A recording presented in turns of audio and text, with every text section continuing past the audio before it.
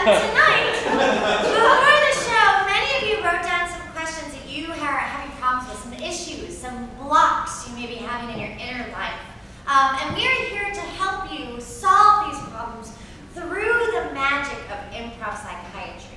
So what I'm going to do throughout the show is I'm going to grab one of your problems from the basket.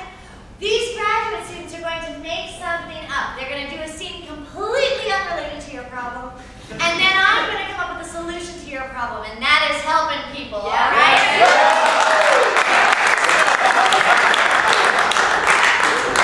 So we're going to jump right into things right now. I'm going to sit with a very tall microphone. This is better.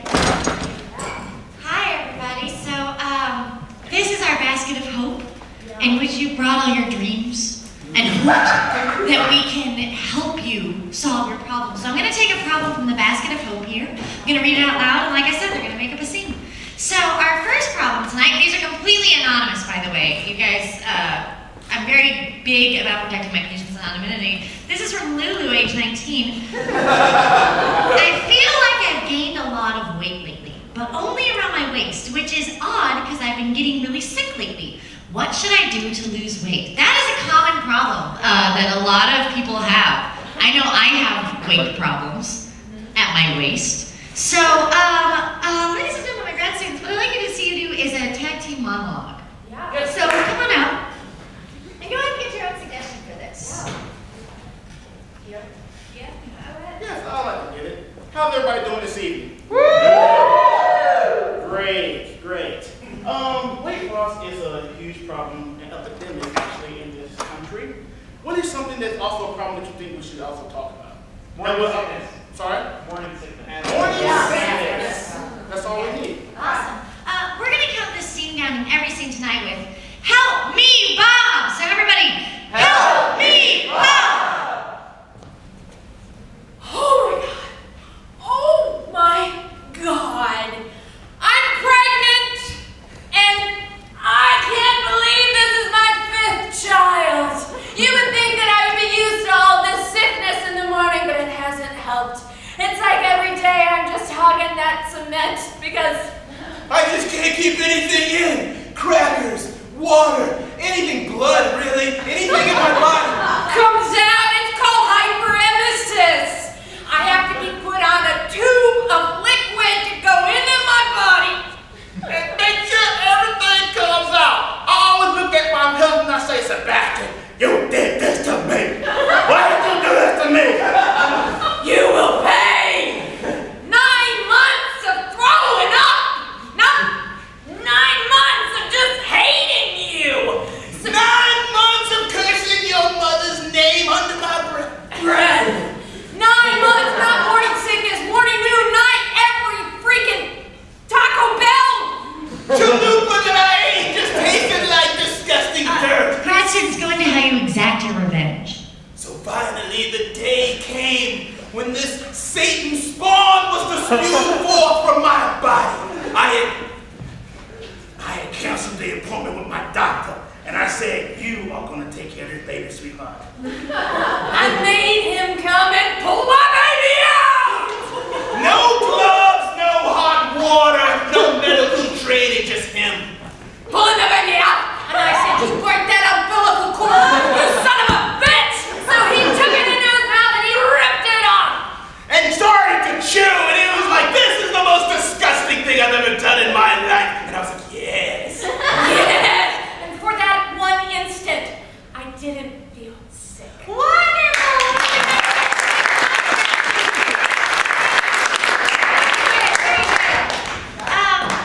So Lulu, age 19, who's having a problem with weight gain and getting sick, but not losing weight, but getting sick nonetheless. You know, we just heard a whole monologue about how a woman is struggling with morning sickness, how she's sick all the time. And I really think you might be pregnant. Sorry. I'm not that kind of doctor. Yeah. But what I can tell you is that whoever impregnated you should have them deliver your child. I see that you're 19. If you live in a dorm room, that seems like a hygienic enough place. But certainly that would explain why you're sick and why you're gaining weight around the waist. So yeah, I hope that's been helpful to you. OBGYN, so great! Excellent, excellent. This next problem comes from happy but not thrilled. Age 27. Ooh. My sister is getting engaged and plans to move away after she marries. Oh, am I evil by not being supportive? Why would I be this way? That is one hell of a problem. That is great. Grad students, Yes. I just want you to do an open scene. So just feel the suggestion and get the scene started. Yeah. All right, you guys are young, probably have broken an occasional law. What is something that you or a friend of yours or somebody you've probably heard of recently got arrested for? jaywalking, throwing a taco. Criminal trespassing. I like throwing a taco. Throwing a taco, all right. This scene will somehow be inspired by throwing a taco, and we'll see this in Help Me, Dad! I messed it up.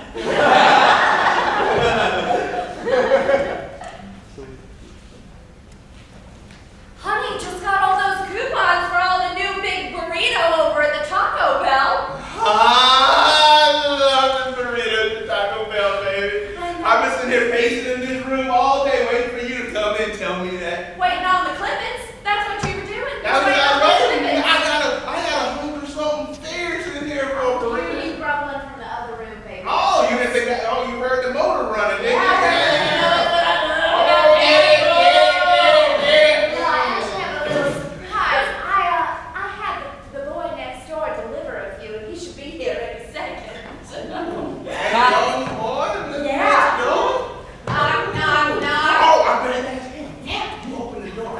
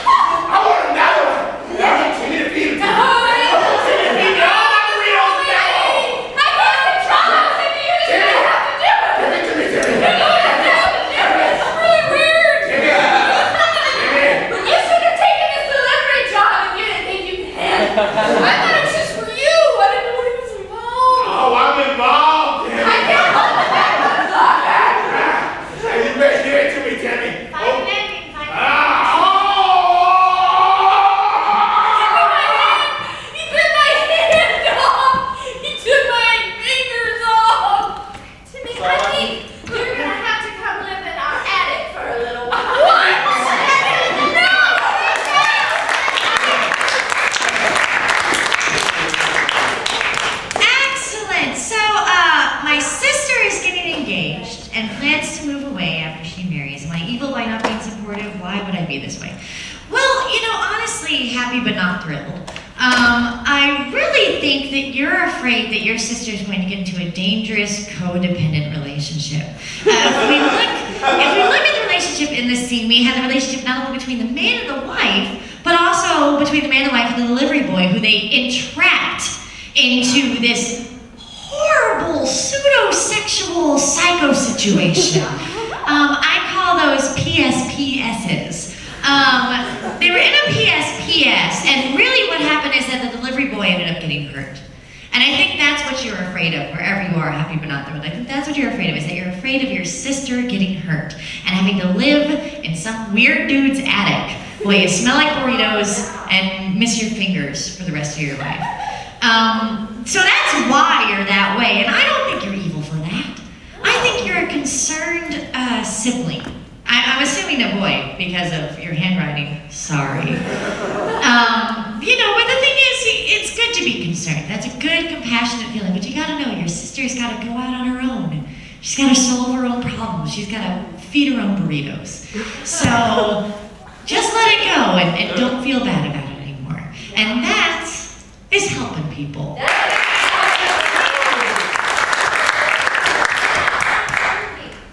Let's see here. Oh, this is from Craig. If you don't want to have kids, is there a reason to get married? No. So don't. That's helping people.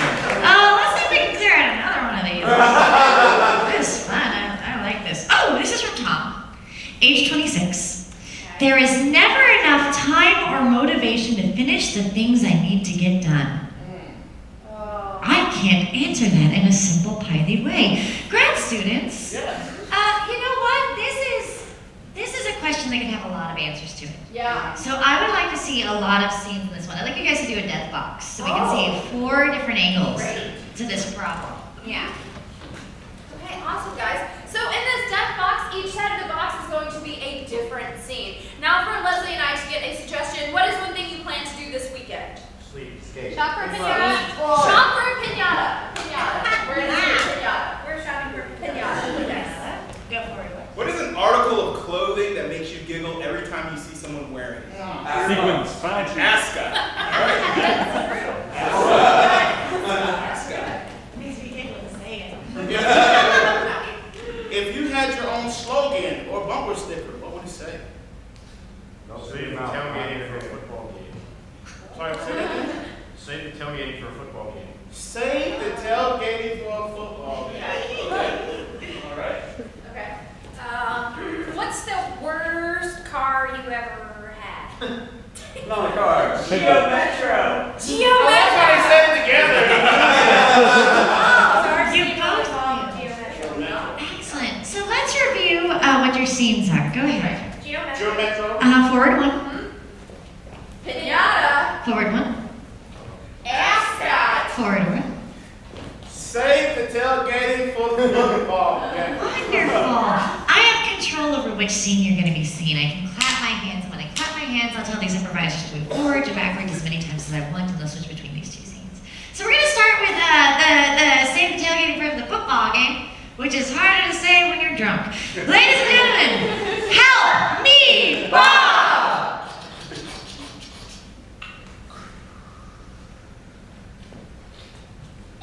Son! Yeah. Cold one. Ooh, look at that. Nobody pours foam like that.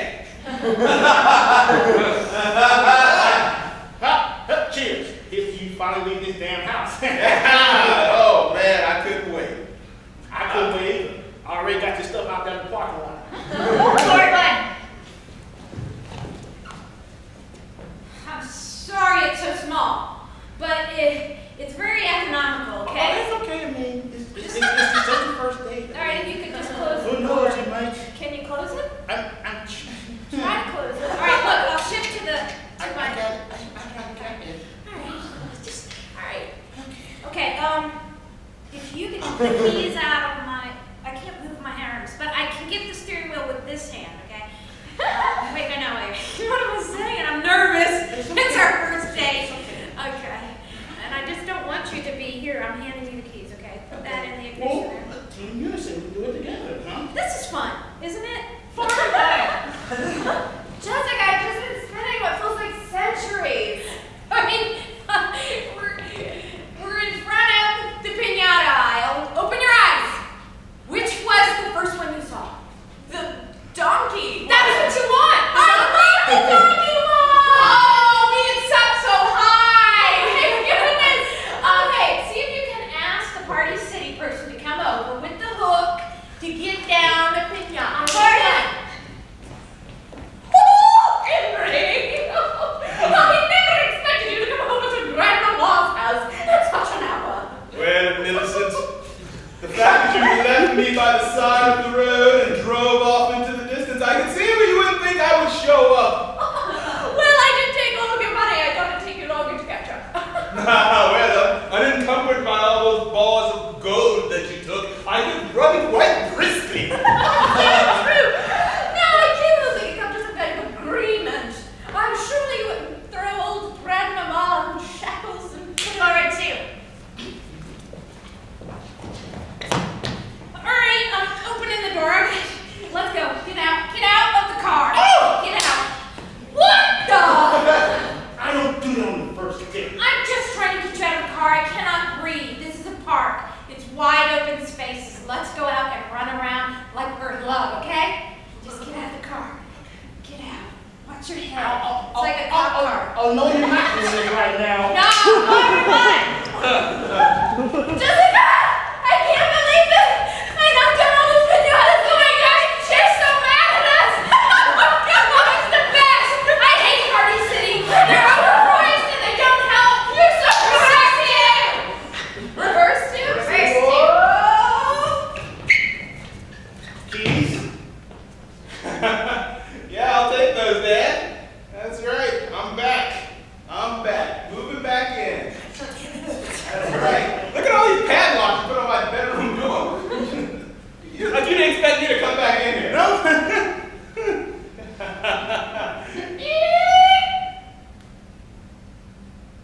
Is that my dog? Yes, it is. Reverse one.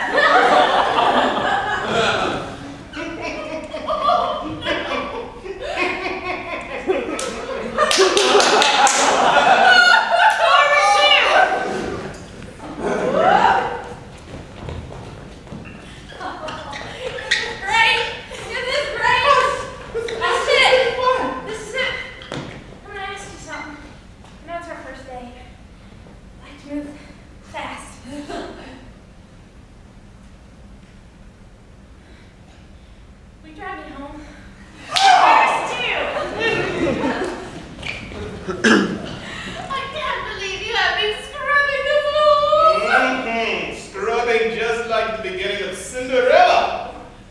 I could be a beautiful little woman. You could, but until you get that floor shiny, you'll be nothing but a rapscallion housemaid.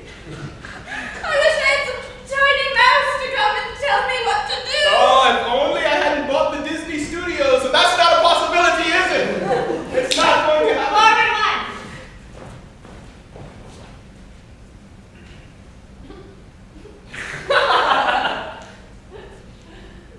The bottom half is the prettiest.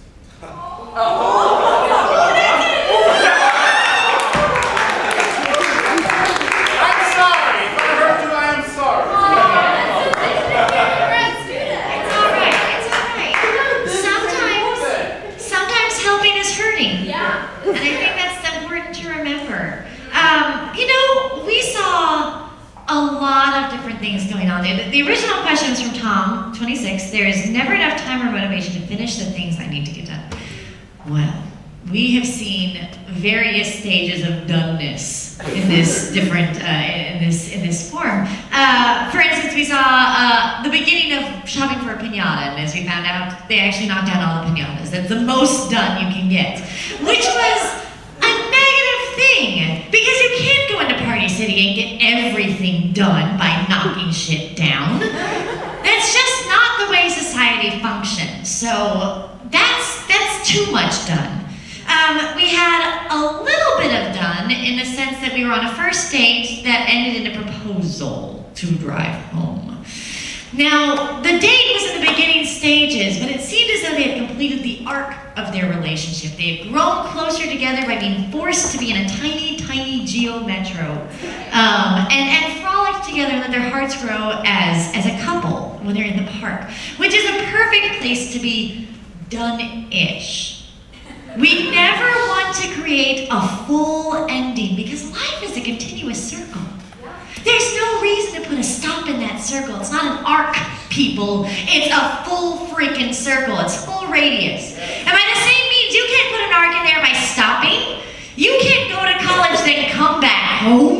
No. Your dad will kill your animals. I feel like it really also shows, especially with that if you get two done, you're going to end up with two halves you didn't want. That is absolutely correct. This is absolutely correct. No, you can't have too much done, is what we're saying. Right. Keep it going. Procrastinate. Keep it going. Play stupid games on your electronic device of your choosing. Do whatever you want, just don't get it done, and that is helping.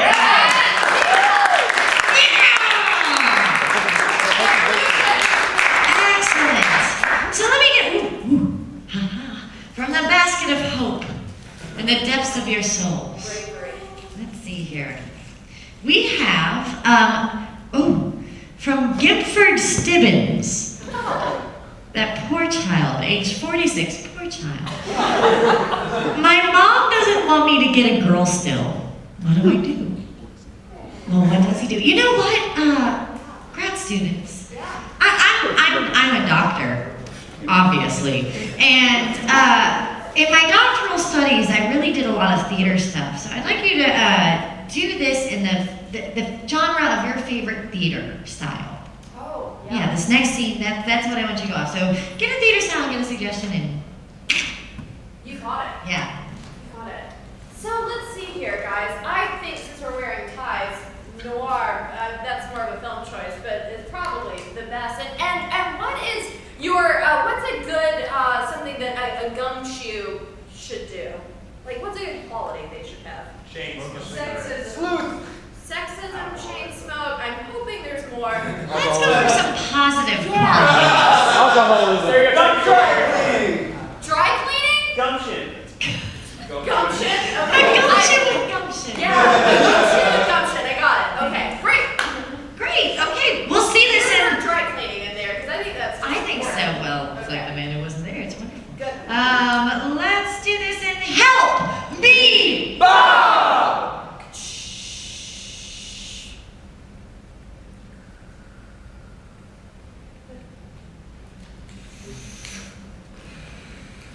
So I walked into the dry cleaner, there she was, pressing and ironing shirts like she always was at noon, every day, smoking her Pall Malls, the steam coming from the iron. She inhaled deeply, like a dame that couldn't get enough oxygen because she probably smoked too much. Hey there, Charlie. I didn't think you were coming in twice this week. What do you know about coming twice? Hold on, Charlie, 'cause my bed's been real cold lately. It sounds like you got a heating problem there at your house. Yeah, the old man downstairs won't come on and turn up the heat. You know what I'm saying? About time you asked the guy upstairs to come down. Look, let's just get right to the point. You found a dead body in the back of the dry cleaning business. I don't know nothing about nothing. You hear what I'm saying? Interesting. Interesting you bring up the dead body that I had yet to mention to you. Sounds like a guilty conscience wanted to tell a sad, sad story. No, I read it on the front of the paper this morning. I don't know what you're talking about. Buried paper. Ding, ding, ding, ding. Hey, boss. I shined up the car real quick for you. Thank you there, Gilmore. How about that dime you still give me? Tell you what, here's $1. $1. That's right. Go shine it again and get yourself something to eat. All right, I found the machete in the back seat, boss. In the With back- blood on it. the I back- just thought I'd let you know that, right? Yeah, the machete was in the backseat of my car. Blood all over it. Looks like you're not the only one that's under some heavy heat here. Did you come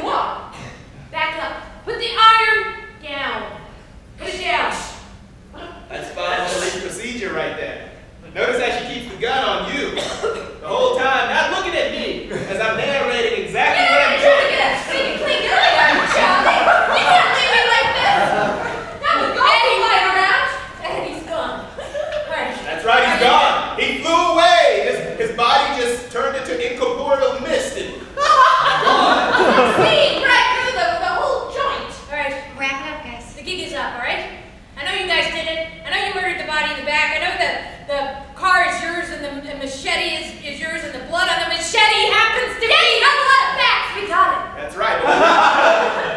But we need a driver, Chief.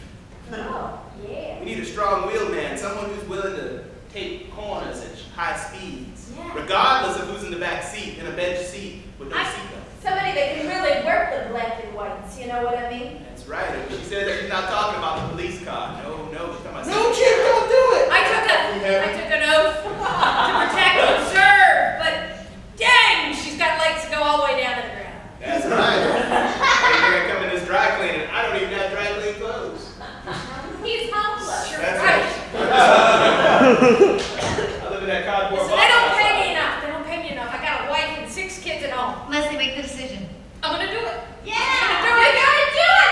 Yeah. I'm gonna be like the three little mouse he is. Chris, narrate the end of the scene. After all of that, the crime syndicate went through the city, chopping up people, killing them with iron, making quick getaways. And somewhere below, their guardian angel was looking over them, playing a cello. Cloud above. Yeah!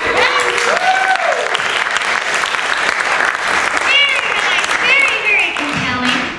Gifford Stibbins, age 46, writes, my mom doesn't want me to get a girl's still. What do I do? Well, it's like what he said in that scene. I love murdering. I love it like I love my mom. She's dead. I'm not advocating murder. Right. I'm just saying there's only one way out of this problem. and it's talking to your mom. That is for one last problem, I believe. Yeah. So let's see here. We're knocking them out. We're helping all sorts of people today. This is from English speaker. Age 18. My roommate speaks in slang and I don't know what she's saying. How do I ask her to speak English without being rude? I love so much about this question. I don't know how to do that, but we've seen a lot of really seriously funny stuff from our improvisers tonight. What I'd like to see, you guys, this is an actual serious problem. We've got statistics on kids using the text speak, that like they're not learning to write and spell correctly, and they're not using grammar correctly anymore. This is really an epidemic in the country. So we're going to tackle this serious problem in a serious way by doing a serious scene. What is something that you would not think would not be amusing? It's a very serious topic. Abortion. Ooh, it is. Let's maybe choose a topic that won't get us run out of the theater on rails. Trans? Trains? They're talking about that in the vice presidential debate right now. You know what we are going to take is transportation. The transportation crisis. This is about the transportation crisis, and it's going to be a serious scene. If at any time any of the grad students get a serious laugh in the scene, I'm going to clap my hands and they will be replaced by a more serious grad student. Because this is really something that requires a lot of gravity and a lot of thought to it. So somehow this is transportation crisis. It's a serious scene. Got it. And we'll see it in Help Me Bob!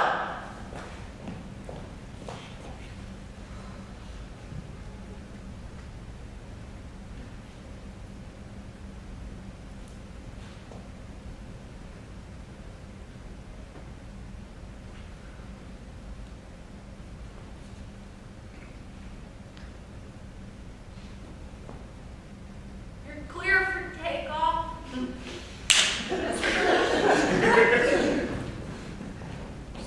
Put the plane in the air, just wherever you want to put it. Get it off the ground. Thank you. Pressure good. Good. Captain, we are free and clear. All right.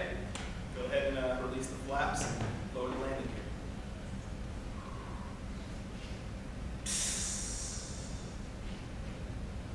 That didn't sound like a landing gear.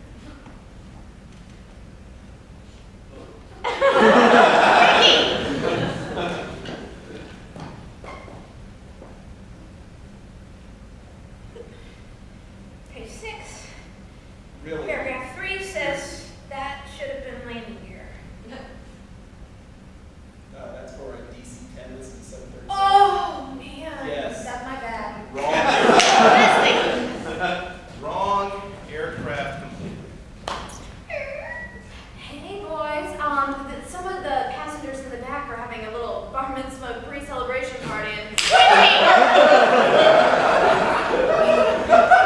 we were wondering if anybody could perform a circumcision.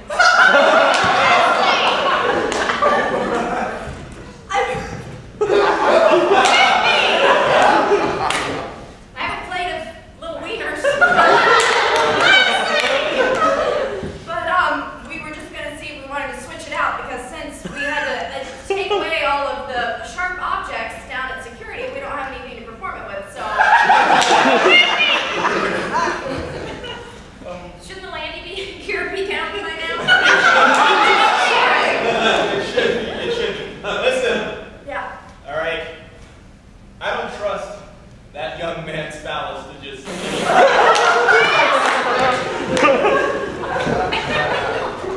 I'm gonna take a look at it, okay? I used to be a mole for like 5 years. You were a mole? Chris! Moil. Right. That's something Jewish? Ricky and Leslie. Figure it out. Yeah, before I was a pilot, I was a boil. That's what I did. I slipped into the children, and but doesn't pay as well as it used to. Well, shit, you can't fly a plane. Obviously can't fly a plane, so use whatever tools you got. It couldn't hurt, Captain. That's true. I got this. I've got some sharp incisors.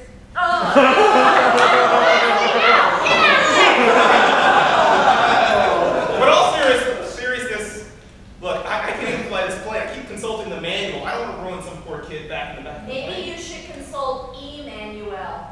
And I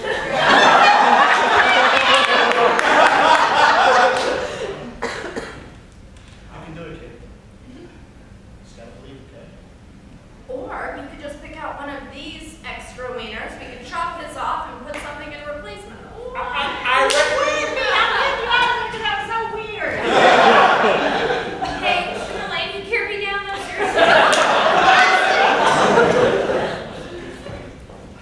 Just trust your instincts, okay? You're out of school. I was just saying we have backups.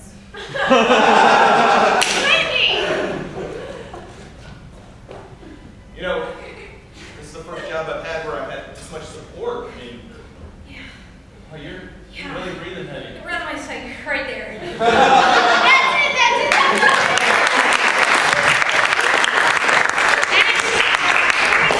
A very serious topic. Yeah. Very seriously. I appreciate you guys going with me on that. And I appreciate you, Yeah. audience members of a comedy show, allowing us to take that time to talk about brisses and landing and getting to know each other.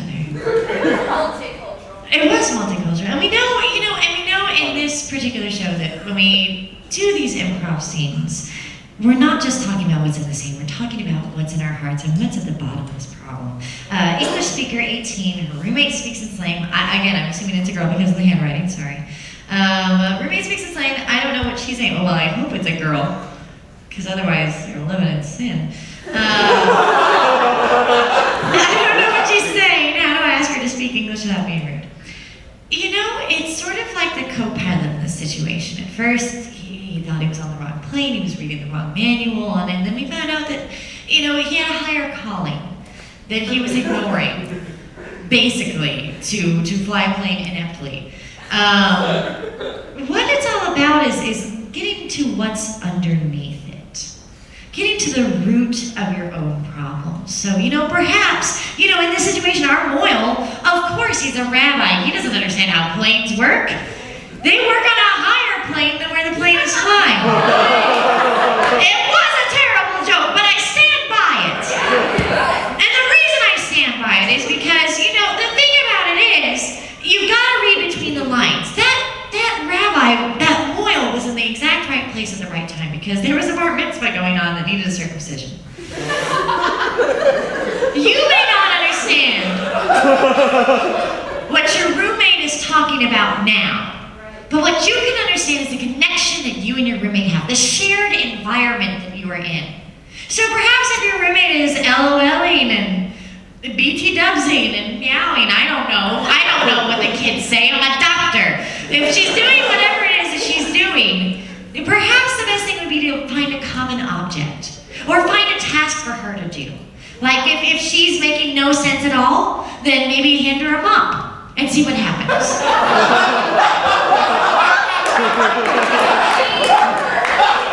You've got to find common ground is what I'm saying. And that is helping people.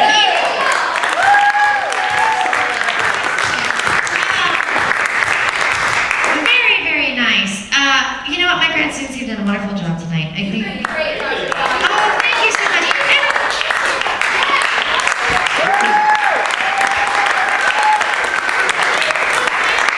Do you feel healed? Yes.